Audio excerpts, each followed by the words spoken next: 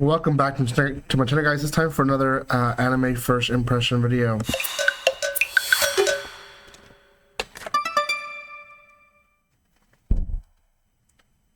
Netflix is back at it at releasing full series midway in the season, because we're really almost already midway into the fall 2023 season. So this is going to be on Onimusha, a series that released on Netflix.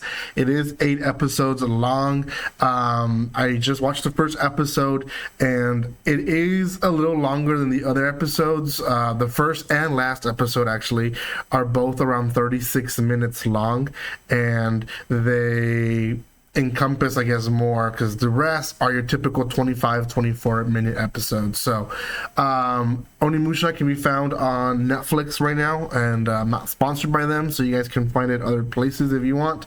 And it is both dubbed and subbed, so if you're looking for a subbed version, obviously Netflix will be to it. They have it doesn't tell me here, but they have multiple languages. So genre wise, it falls onto action, action, historical, I guess you can say. It's the main two. Drama would also be one. So before anything, guys, if you haven't done so by now and you're watching up to this point, make sure you subscribe to my channel. Give some love by commenting, liking, and sharing. You guys can find me on social media in the description below. I do share quite a bit of more stuff there, so if you guys want to check me out there, you guys can do that.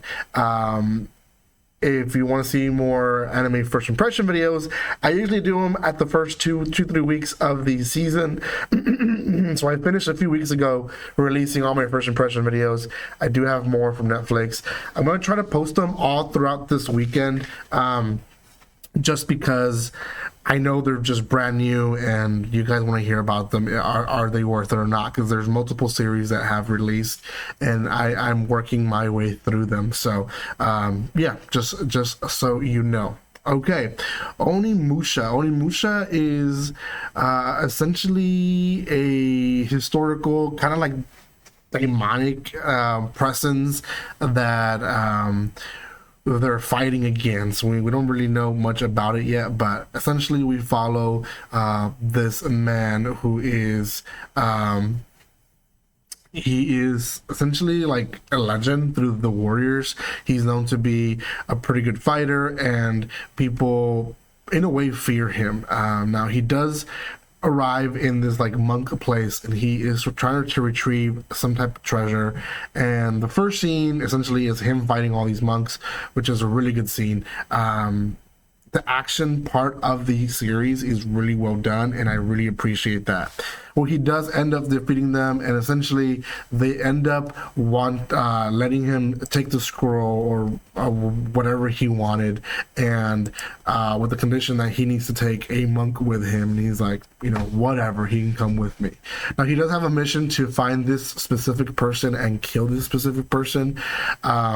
We don't know much about it, but eventually he teams up with another group. Now amongst them there's 7 samurais, and they're talking about life. He's asleep. They talk about him, how he is well known, he's a well-known fighter, and that people fear him, so on and so forth. And then he wakes up and he lets them know, amongst us there's 3 enemies. And they're like, what do you mean enemies? Like, well, I'm pretty sure there is at least one traitor amongst the enemies, and these guys have always been together, so they don't think that it's their brother, you know, next to them, or, you know, their other fighter. But it ends up being like that, and he ends up killing one person, and then another person who has like a demonic presence come out of him. Apparently it's some dude that was alive and was against the beliefs of the major group, I guess, of that where they live, and now he's trying to get revenge through these people. But he ends up fighting these guys, and I want to say that's like 30% of the episode is him fighting these 2 guys. He does reveal that these 2 are part of the 3 villains, and they're the 2 traitors.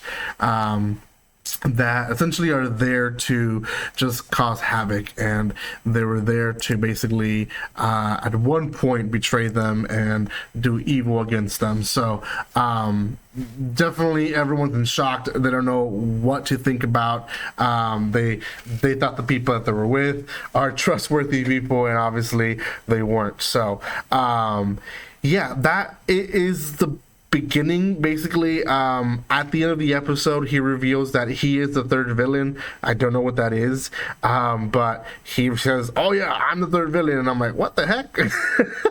What do he mean by that? Is he gonna betray them?